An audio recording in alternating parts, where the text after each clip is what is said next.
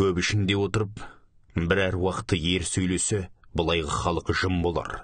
Мұрат Мөңкеұлы. Патшалы Ресей 19 ғасырда қазақ жерін отарлауға бел шешіп кіріскені мәлім. Дала төсіндегі бойсұнбаған көшпелі қазақ ауылдарына дүркін-дүркін жазалаушы отрядтар жіберіп отырған. Сол кезден қалған орыс офицерлері айтып деген әңгіменің бірі мынандай. Біз алыстан көрінген 4-5 киіз үйге жақындаған кезде киіз үйден 10 шақты адам көрінді де кенет жер қайысқан қолға айналды. Жердің астынан шықты ма түсінбедік. Осынша көп әскердің мысы басып кері қашуға мәжбүр болдық дейді.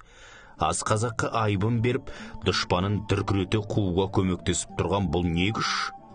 Бұл әруақтың күші. Әруақ қазақтың бірінші сүйеніші, қысылғанда қолдаушысы, тарыққанда демеушісі, жалғыздықта жебеушісі болатын.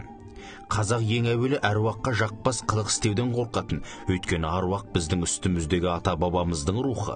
Ол ұрпағының келеңсіз қылығына бейжай қарамайды, шамданады, жазалайды. Алла атқан оңалар, әруақ атқан оңалмас. Алла кешіргенді әруақ кешірмейді деген мақал соның дәлелі. Байбақты Науша батыр шағын денелі, шалт қимылды әруақ қонған ер болыпты. Жауға шапқанда артынан қарағанда биіктеп бара жатқандай, алдынан қарағанда көбейіп бара жатқандай көрінеді екен. Көксүңгілі орыстың жазалаушы отрядына жалғыз өзі шапқан кезде көбейіп көрініп, жау кімді атарын білмей тұра қашқан. Адай Досан батырдың оққағар әруағы болған. Әруақ қолдап тұрған батыр ештеңеден қорықпайтын.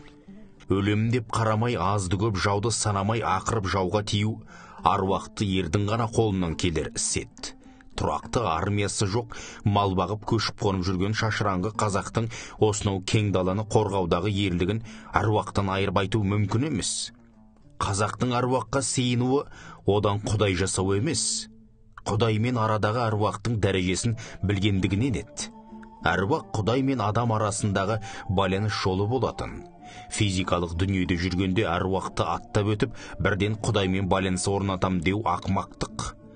Бұл бейнелеп айтқанда, ауылдағы қазақ құдыққа түсіп кетіп шыға алмай тұрған кезде дауысы жетер жердегі көршісін емес, президенттік көмекке шақырған сияқты әрекет болмақ. Адам 7-ші сатыда ментал дүниесінде ғана құдаймен тікелей байланыс орната алады. Құдайсыз қоғамда 70 жыл өмір сүргенде қазақ жақпас қылықтарымен әруақты әбден бездірді. Одан кейінгі 30 жыл сананы дінмен отарлауға арналды. Дінбасылар тарапынан аруақты мүлде ұмыттыруға күш салынды. Бұл қазақты рухани қуатынан айырып, басқаруға оңай зомби қылу үшін жасалды. Қазақтың 3 биі туралы Төле тауып айтады, Қазыбек қазып айтады, Әйтеке батып айтады деген сөз бар. Тауып айту үшін талант, қазып айту үшін білім, батып айту үшін әруақ керек. Әруақтың күші тек қана бидің тілінде, батырдың қимылында емес, батыстың ән жырында да бар. Сенбесеңіз мұхиттың әнін, сүгірдің термесін тыңдап көріңіз. Тастайбекұлы. Оқыған Қуат Ахметжан.